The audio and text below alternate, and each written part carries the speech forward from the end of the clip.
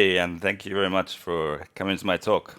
Today we're going to do 10 incredible things you can do with Micronaut and GraalVM. For those of you who don't know me, my name is Graeme Rocher. I am the creator of a couple of pretty well-known open source frameworks in the Java community. One of them is Grails, and more recently Micronaut. I'm an architect at Oracle Labs, and I work with the Graal team on a day-to-day basis. You can connect with me on social. First, let's do a quick introduction to Micronaut. So in the audience here, who has heard of Micronaut? Okay, that's a good sign. Who has used Micronaut? Okay, that's cool.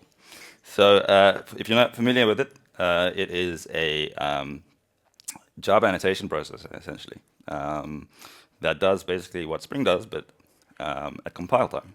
So instead of deferring how to work out how to do dependency injection and all the framework key stuff that we take for granted on a day-to-day basis until runtime, it does it during compilation. And when it came out, I think 5 years ago, it really set the kind of a change in the Java industry to do things differently, more at compile, more intelligent compilers, and so forth. The reason that does all this stuff at compile time is to eliminate the use of things like reflection, dynamic class loading,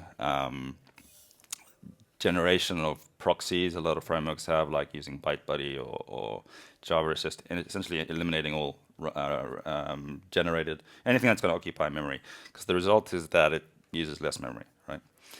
It has a client server based on Netty, and it's tried to balance all of these performance characteristics while still having really high developer productivity.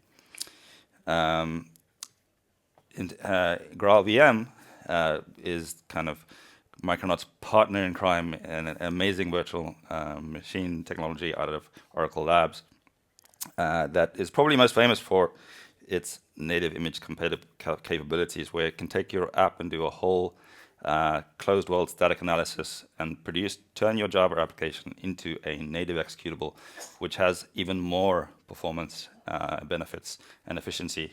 It is extremely efficient. You can produce native executables that target the architecture that you're building for, whether that be an ARM machine or Intel machine, whether it be Mac or Windows, whatever. And it does so by doing an analysis to understand all the reachable places in your application. And that requires heavy static analysis in order to find all those reachable points in your application. And of course, because Micronaut doesn't do anything dynamic, at runtime it's easy for GraalVM to perform that analysis.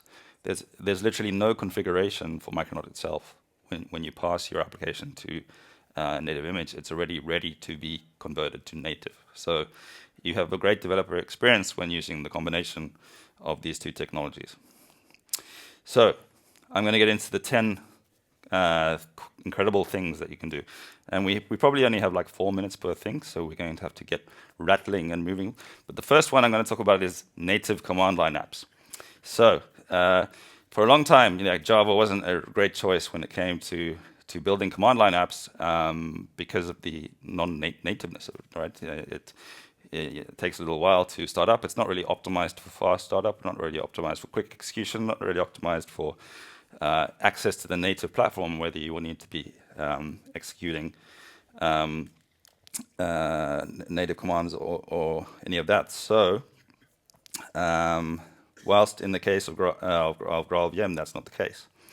So you can build really awesome command line apps using a combination of Micronaut, Pico CLI, and GraalVM. So I have a simple example here, which makes a call to get the number of git stars from GitHub for any project, right?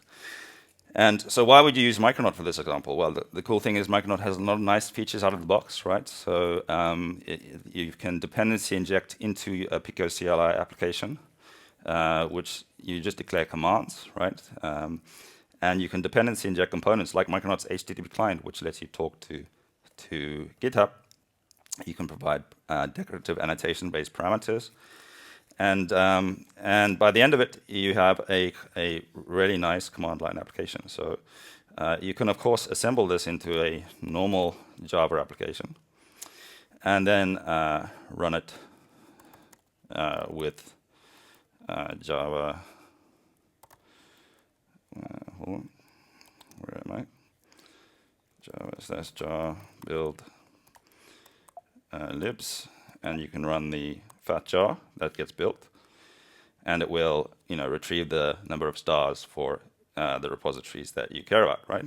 And now, as you can see, when I run Java, it has to spin up the virtual machine, has to do a lot of extra work. But we can equally say, let's turn this guy into a native executable. Now, this is where it gets really cool, because it's going to convert the Java application into a native executable for this particular machine, which is an ARM Apple Silicon computer that basically is going to be a custom distribution for this particular Mac. Now, it's going to do all of the number crunching and closed world static analysis, and because this is a Micronaut, I didn't have to feed it any configuration, right? It's just going to natively understand how to build the application into a native executable. The process of building a native executable takes a little bit of time, because it has to perform this analysis, and we're all very excited to communicate to all you guys about the emergence of layered native images that are going to improve build times over the next few years, months. But at the end of it, right, you will have a native app, which, if we run the native version of this application, it is significantly faster, right? And this is a fully native binary for built for ARM, and because of CLI, we get nice help prompts, and it can be made interactive. So I don't know if you ever used the Micronaut command line, but Micronaut's command line, which is called MN, is built in this way. It's built using Pick Your CLI, compiled into native images, and distributed on all the different platforms. And if you just type MN, it becomes all interactive, where you can create applications. And this is completely native to the machine. And there's a growing ecosystem of native applications. I think there's one for Kafka, managing Kafka and so forth, built with GraalVM and Pico CLI. So that is number one. Number two, fully native serverless Lambdas. So you can go take your application and you can go fully serverless, right? Where you can take an entire Micronaut application and deploy it to AWS Lambda natively and completely solve the cold start challenges. So I have an example here.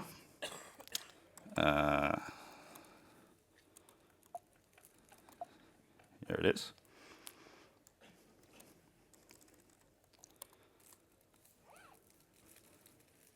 That we're going to open up. Trust project, new window. Okay. So here it is. Let's close that other one. So in order to create this application, what I did was I just went to Micronaut launch, and you choose out of the launcher, you choose a number of different features. You choose Lambda, AWS Lambda. You choose ARM, because I'm on an ARM machine, and I'm going to deploy to a ARM instance, and a few other features. I think they're all described in the roots of the project. So you need the API gateway feature, and I chose also the AWS CDK. And what it generates for you is a normal Micronaut application, right? Which has a controller, which currently just renders hello world in the message, right? And the cool thing with Micronaut is that you can run this Lambda locally using the local server, just like as if it was a local application, typical REST application. So I can run it, and you can test it locally. We have full integration with Lambda in terms of I can take a API gateway request and pass it through, and it'll invoke my function, and we can write full tests for my Lambda, and this executes extremely fast. Now, the other exciting part of what gets generated when you choose this is the infra directory. So here, because I chose the CDK feature, it actually creates a app stack where it will create the entire stack needed to deploy my Lambda. So the actual after doing that, it'll even create a script for you in the root of the directory, which allows you to deploy. So the actual act of deploying is you cd into the infra directory, you call cdk synth, you call cdk deploy. Prior to that, you build your application into a native Lambda instance. So essentially, I'm gonna start this running to demonstrate deployment. But you just type this, and it's going to compile my application into a native image, which it already had done beforehand and cached in the layers. So just to save time in the talk, but it would have done if it wasn't cached in Docker.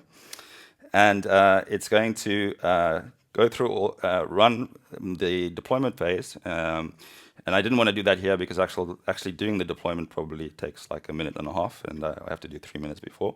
And at the end of it, it's going to spit out the URL where your Lambda was deployed.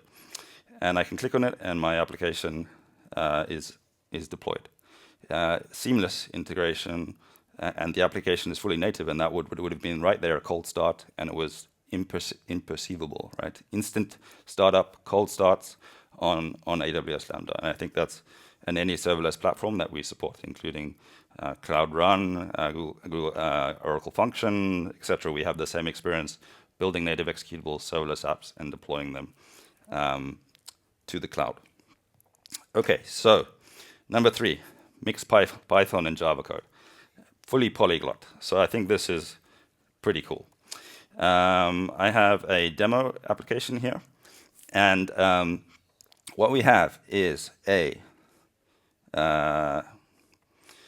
regular Micronaut controller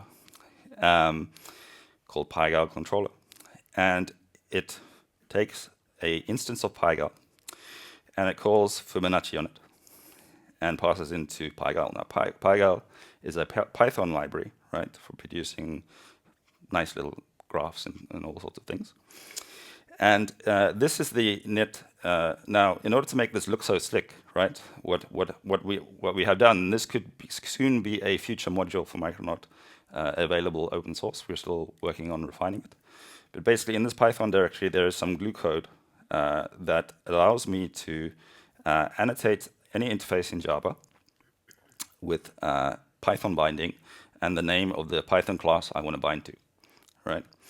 And the upcoming module for Micronaut that will essentially deal with binding the two languages together using Truffle, which is a GraalVM feature. So there's some glue code in here that initializes the GraalPy and the virtual file system. But the actual implementation of the Python binding annotation, which is defined here, is done in a Micronaut interceptor that basically intercepts the method call and delegates the implementation to Python by getting the Java binding for a particular type for Python, right? So I think that's pretty cool. That from GraalPy we look up the Java binding for the current interface. We look up we get the name of the binding from the annotation that's declared here, and because my interface here is annotated with @Python binding, it uses Micronaut AAP to intercept this method call and automatically apply the delegation logic to Python. So Micronaut has full support for aspect-oriented programming and interceptors and so forth. And one of those interceptor types is what's known as introduction advice. So this Python binding annotation has a meta annotation on here called introduction, and my interceptor binds to that annotation, and whenever a kind of abstract method like this is invoked, my interceptor intercepts that call and delegates the call to the underlying Python logic. So with this example, we can do maven w mn run, And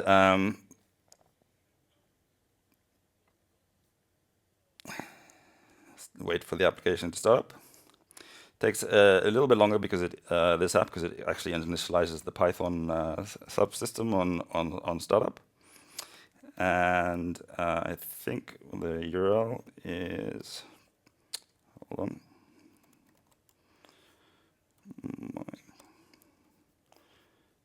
Hold on. So this guy, Python control, yeah, we just have to add the PyGal path there. And there we go. I have a graph rendered in the browser that is provided by the implementation of which is provided by an underlying Python library, right? Delegating from my Java code to Python to produce this crazy graph from a Python library. I think that's a pretty cool example of polyglotness in possibilities that are in GraalPy. If you want to see more in the detail, and again, I will provide all the demos later. Follow me on social, and I'll put it on all on GitHub, and you can try it out. Basically, the Python subsystem in Truffle is initialized, and there's a get Java binding method which is able to call the get polyglot bindings and return an instance of a particular interface that delegates to the underlying Python code, and it's just transparent. Right? I think that's pretty cool. Okay, so next demo, and before I go on to the next demo completely, I want to stop my server so I don't have port binding issues. Okay, so native Kafka streaming. Now this is cool. So the combination of Micronaut, GraalVM, and Kafka is pretty awesome, because Kafka and streaming use cases, Kafka processes are typically single-threaded. You scale them out by creating like more and more instances of your Kafka applications, your streaming applications, your consumers. So because you can run these consumers natively, right? You can scale out many more of them on a single piece of hardware. Then if you scale out many JVMs, you can scale out many GraalVM native executables.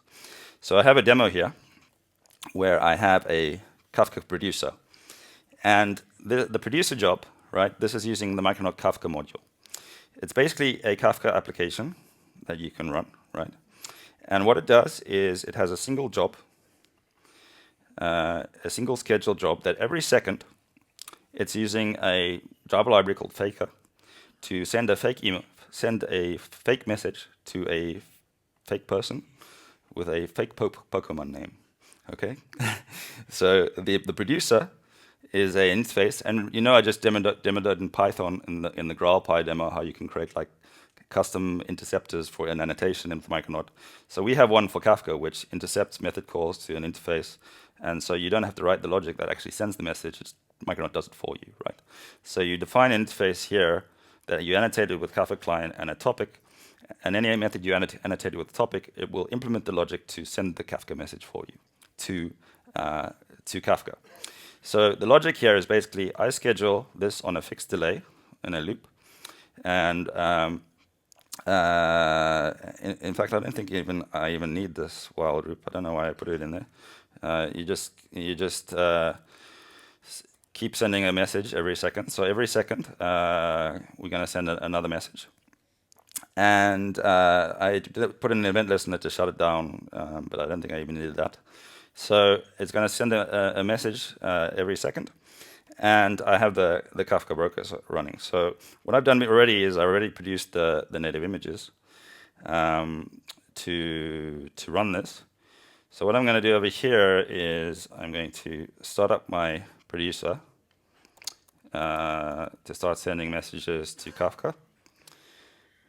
And I'm going to start up another producer. And look how fast it started up with native image, right?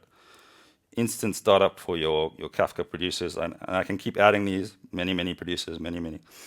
And then on the other side of the equation, I have a consumer, right? And it's another Micronaut application, and this is a headless microservice. So it has no netty server. It has a single, what's called a message-driven microservice, and it's got a single Kafka listener. that receives on the same topic the message, and using the same key. So you may have noticed the producer is using a Kafka key, who is the subject name of the message, and the message body is annotated with body.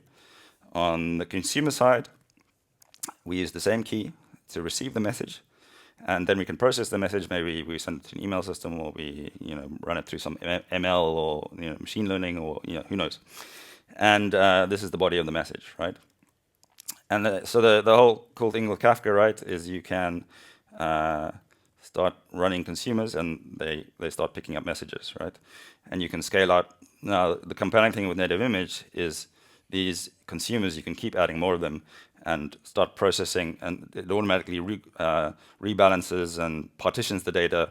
You can have multiple consumers sharing the load. And because this is native, right, take a look at the memory consumption of these consumers and producers. Like, you can have hundreds of these, right? An army of consumers on this one machine because of native image, right? This was not possible with well, it was possible. You'd need huge amount of processing power, but this is the awesomeness of native image, is you can scale out with all these processes, have dozens, each one only occupying a tiny fraction of the memory, and I think that's just too awesome.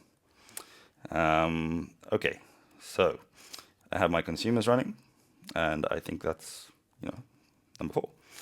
I'm not sure how we're doing with time. We're still doing okay. Okay, so number 5.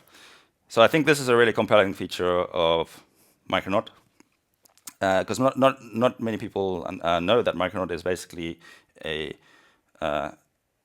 compiler API, right? So, and with Micronaut, what you can do is you can write cross-language compiler plugins. So have you ever, I don't know if you've ever, not many people are familiar with perhaps the kind of darker corners of language ASTs and abstract syntax Ts and so forth. But if you aren't, some people are, some people are very comfortable in that zone. But essentially, what Micronaut has done is we built a kind of a layer on top of the different language ASTs. So if you think Java has an abstract language syntax, so basically what represents a Java program, classes, methods, etc. And so does Kotlin, and so does Groovy. So in order to support these different languages in Micronaut, we built a layer that kind of models that works across all these languages. So why is this cool? And why would you use it? So the other day I was looking, because I was doing this Kafka stuff, and I was looking at, in the Kafka world, I was just, in my demo there, I was just sending simple strings, But in the Kafka world, you often use something called Avro or JSON. People prefer Avro to JSON because it's a version, and you can have schema registry and all sorts of things. But there's a serialization format called Avro, and it looks like this, right? You define what's called a record, and that's like the type name, and these are like the fields. So it's got a whole spec, and it's got like primitive types, and you can version them. But basically, in order to define what's called a schema in Avro, right, you define a JSON file with the name of the type, the fields, or the properties that make it up, and so on and so forth. So, and it holds a whole spec for modeling different kinds of things, maps, unions, whatever. And then a Java API where you can take a schema and serialize an object and back and forth, right? So I thought, well, wouldn't it be cool to generate the schema from Java code, right? And wouldn't it be cooler if you could do it for any language? So what I wrote was a Micronaut compiler plugin. So here I define an annotation called Avro entity, right? That's what it's called. And Avro entity is declared on my Java code called, in this case, a record, right? This is an Avro entity. It's declared on my Kotlin. It's used as well on my Kotlin example, right? So it's annotated with Avro entity. And it's also exactly the same in my Groovy, right? So in each of these cases, like the language idioms are different, right? Groovy has like native properties, right? Where it also, I think in the most recent version supports records as well, but it's had native properties for a long time. And in Kotlin, you have data classes, which again predate records. And in Java, the thing is now with Java records, right? Micronaut deals with all of those nuances at the compiler level. So you can write a compiler plugin with Micronaut. You just have to depend on the Micronaut core processor. And this compiler plugin, what it does is implements what's called a type element visitor, right? And the type element visitor visits all types that are annotated with Avro entity. It gets all of the properties from those types. It uses for the namespace of the Avro schema. It uses the package name. It declares the type as a record. It uses the simple name of the class for the name of the Avro, and then it computes for all the fields the different it computes the different fields. And I notice as well that if things go bad, you can say that that's give an appropriate error message and say fail compilation in Java C or in Kotlin compiler or in Groovy compiler, so you can fail compilation completely. For types, it's quite a stupid implementation at the moment. It needs to evolve further. But basically, for a particular type, we support like in short just maps to ints, string maps to string, and you would basically complete the mapping layer to map all the different types, right? And probably do recursive, whatever. So that's that. So now, what you can do is you can say, let's just do it clean classes. And it's going to plug my compiler plugin into each of these projects. And I should point out that in the case of Java, I declare my Avro compiler plugin as an annotation processor. In the case of Kotlin, I'm using Kotlin symbol processing and doing the same thing. The only thing is I need to add Micronaut inject Kotlin.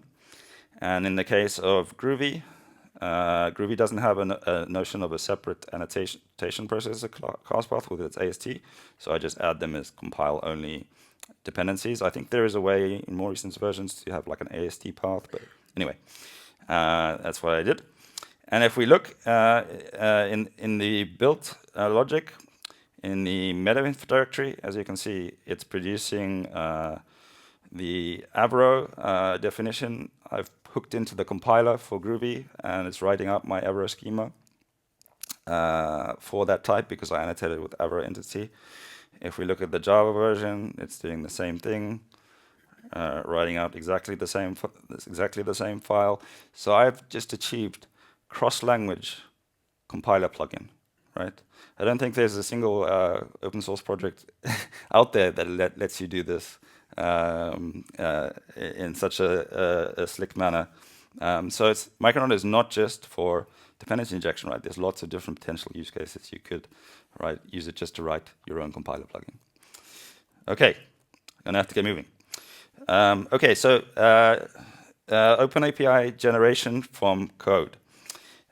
This is a very cool feature. So let's go to the data demo. So what I'm going to do is just do GraalVM run T and to start this application up.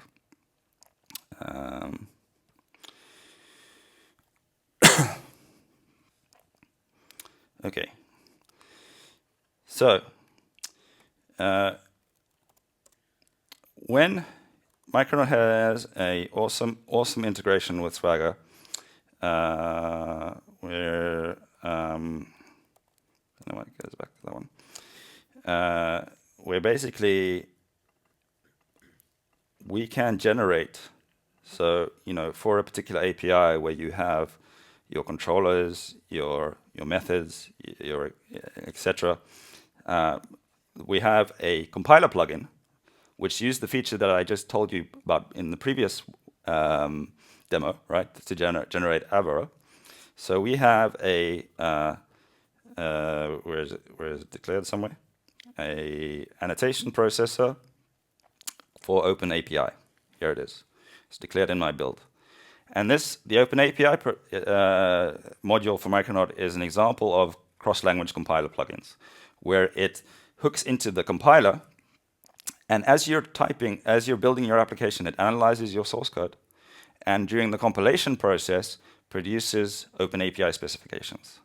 So rather than like most frameworks, right, that wait until your application is running and then do like crazy reflection to try and figure out all the OpenAPI like definition and then render it dynamically, occupying all this processor on your server implementation, we do that while the application is compiling, so just using our compiler plugin API. So what you do is you declare a dependency on Micronaut API, a dependency on Swagger annotations. And I've even seen people using this because in Micronaut there's another module that translates Spring annotations to Micronaut annotations. And they use it to generate just API documentation for Spring apps as well. So as a compiler plugin for Spring. I've seen it done. People do it.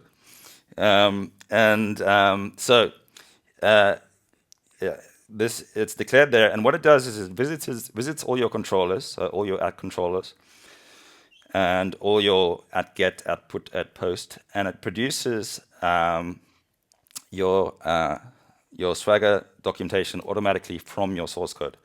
Now, what's really cool is that it's smart enough that because we're a source code processor, right? It's processing your source code. It will analyze your Java docs. So, for example, I can type in a cool description, finds all the book summaries, whatever, a list of book summaries, and we can say that. And because I started my application with -t, it'll restart my app and automatically refresh, and you can see that it picked up my Java doc descriptions, form all my methods, and it'll analyze the Java doc of your code, and you can combine it with any other Swagger specific annotations. So you can see I've got like Swagger annotation here when I'm adding a tag or a custom API response, and it will combine the Java doc and your custom annotations to produce the most accurate description of your API from your source code, which I think is very cool, and a really nice feature, and yeah, a nice example of a compiler plugin that I demonstrated before. So another cool feature, number 7. I think we're doing well with time. Still 15 minutes to go. So generate code from OpenAPI. So generating specifications from source code is cool, undoubtedly. But many organizations are structured in a way where it's like a specification first driven approach, where you have a specification and then you generate the Java code. And in Micronaut 4, we have awesome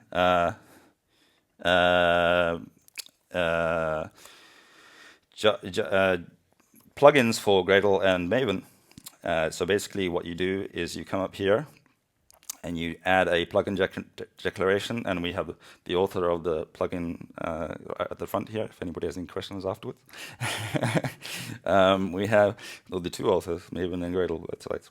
So you declare the OpenAPI plugin, and you basically over here inside the Micronaut block with our Gradle plugin, you say you point to the YAML file that you want to use as your kind of source of truth, right?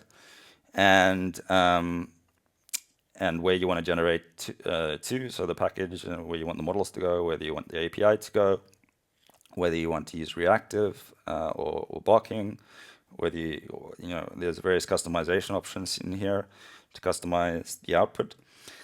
And once you have done that, you basically, it'll automatically generate a client for you. So under generated OpenAPI client, you can see that from my specification, it's generated the stubs for my application, right? So I think that's pretty cool that you can now do bidirectional OpenAPI generation. And I think in my test over here, I'm actually injecting the generated API. There's one thing I think you have to configure, which is like where to point the client to. In the case, I'm just pointing to the current server. But basically, the generated API is being used here to make invocations to get the book summaries and assert the results. So you have bidirectional with Micronaut, bidirectional OpenAPI generation, which I think is pretty cool. So the other cool thing is native database applications. So this app here is, and I keep switching over to this one. This application here is a database application that is using Micronaut data. So it has repository definitions. So basically we have two entities here with mapped entity that are using records, one for the author and one for the book. And because Micronaut like deeply integrates what we call our build-time introspections, so that when you read and write objects to the database, it's not using reflection, it's not using any database interaction with Micronaut data is automatically compatible with GraalVM Native Image, right? So this is what a book looks like, and we also support. This is using Micronaut data JDBC, which supports records to define entities. So we have a book record here that has an ID, title, pages. Notice how you can declare Jakarta annotations as well for validation purposes. You can define like associations, and we also support, multiple Micronaut data implementations. So there's Micronaut data JPA if you prefer Hibernate, and all the kind of JPA model of sessions and lazy loading. Micronaut data JDBC is really nice because it's just a simple data mapper. There's none of the dirty checking and lazy loading and ORM related concepts that can complicate your lives, but a lot of people love. So if you want JPA, then carry on with that as well. But we support multiple implementations. But the cool thing is that this application is can be made fully native, right? So I can say, and I have a shortcut which is I think Gradle native run, which just enables quick build and test resources native. So it basically runs Gradle native run with test resources inactive. And this will actually compile my application into a native image. And like I said, there's no configuration, there's no nothing. This is going to be a full database application. It's going to use my two repository definitions. So a repository in Micronaut data, you basically, very much if you're familiar with GORM from Grails or Spring data from Spring, you define repository interface. And again, this is using that introduction feature that I showed you with the GraalPy demo. So any logic that in these interfaces that is intercepted is automatically implemented for you. Now, one of the nice things with Micronaut data versus the competition is it's fully compile time. So queries are actually built at compile time, and methods are checked at compile time.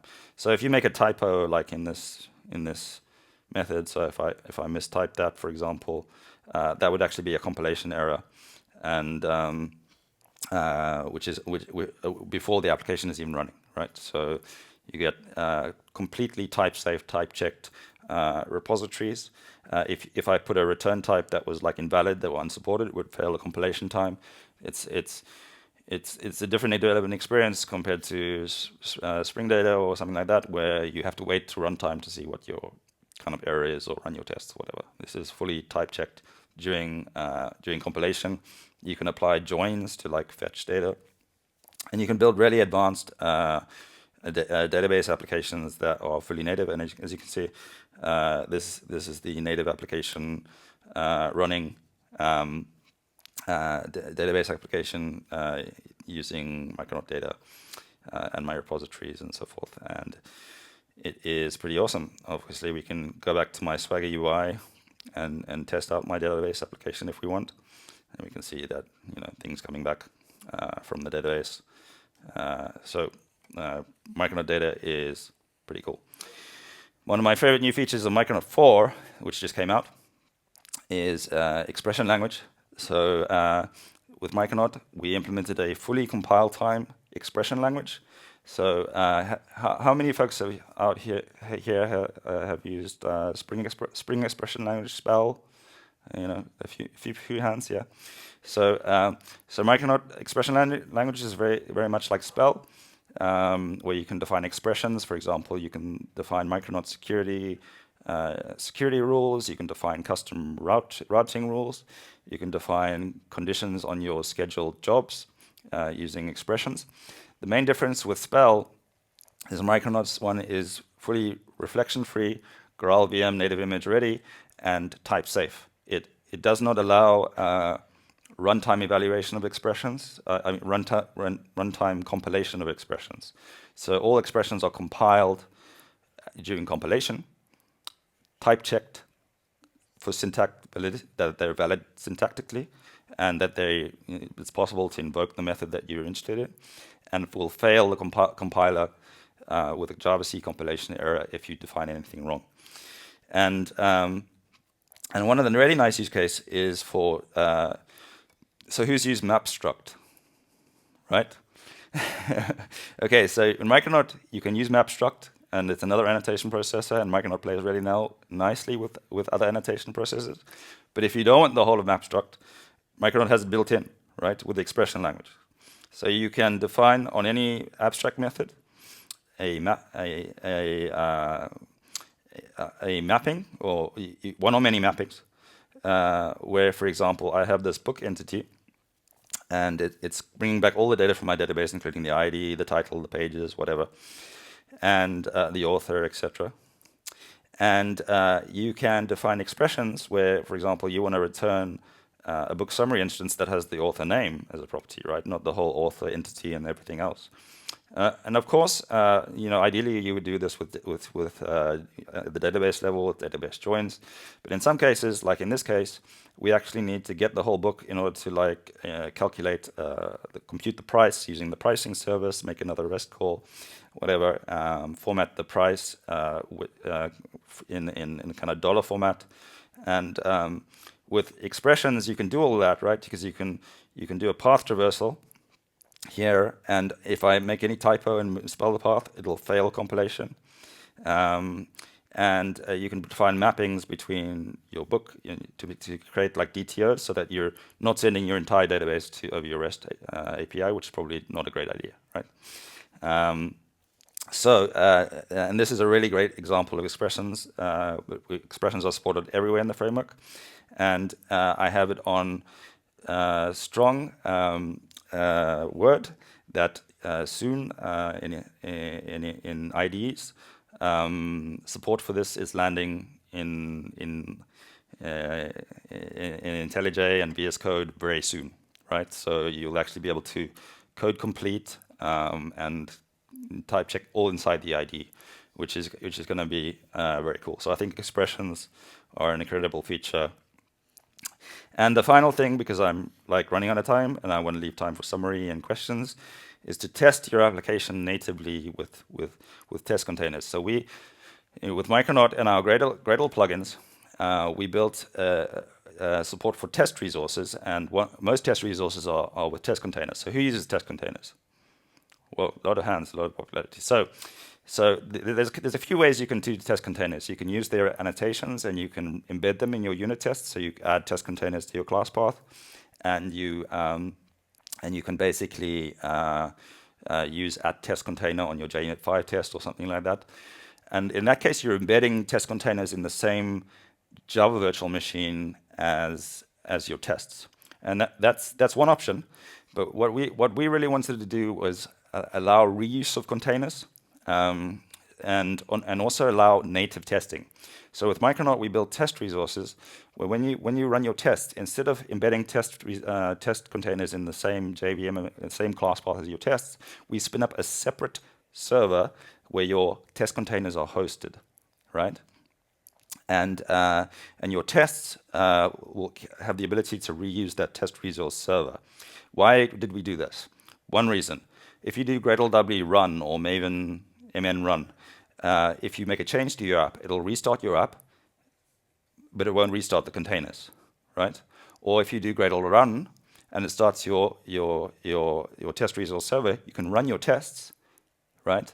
And it'll reuse the existing test resource server without having to restart the containers every time you're running tests. So this is really cool. Like, for example, I think over here I already have my native run running over here. So if I come in here and I run these tests, right, of my application, which I didn't even know if they'll pass. I think they will. Yeah, they pass. As you can see, my tests are executing instantaneously with immediate feedback because it's reusing the test resource server that's managing all my test containers for me. Now, even cooler is the fact that I can do GraalVM native test, and it will compile my tests into a native image. All my JUnit 5 tests, it'll compile them into a unit. And because test containers is running in a separate server, I don't have to worry about configuring test containers for native image. Micronaut already works, right? So you can run native tests against your database using test containers and Micronaut, Gradle, and Maven plugins, which I think is really, and all of our test suites at Micronaut are built this way. We have vast test suites, and they're all using this feature to natively test all databases, Kafka, MySQL, Mongo, at scale using native image, using this approach. So it's going to compile my tests into a native image and execute the tests completely natively, so I can, in my CI pipeline, have the same quality of integration and functional tests for native image as for my JIT tests, which I think is very cool. So I only have 3 minutes left, but I hit the last one, and I think that was number 10. So in summary, Micronaut is amazing technology. GraalVM is sensational technology. Everything is awesome. And do try it out today at guides.micronaut.io and graalvm.org and getting started. I think that these are super cool technologies and exciting for the whole ecosystem. And yeah, you should try these. If you haven't tried them already, you should try them out because they're cool. And yeah, thank you very much. And if we have a little bit of time for questions, and yeah, thank you.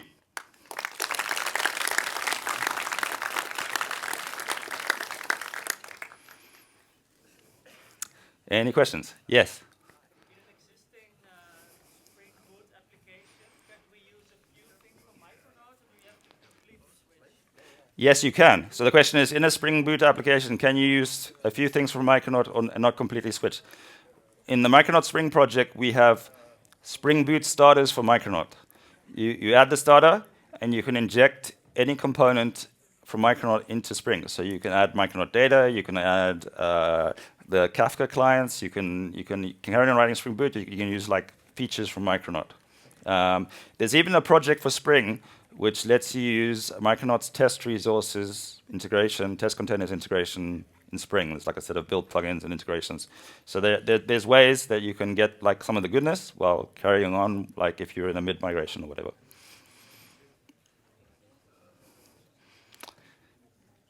Any other questions?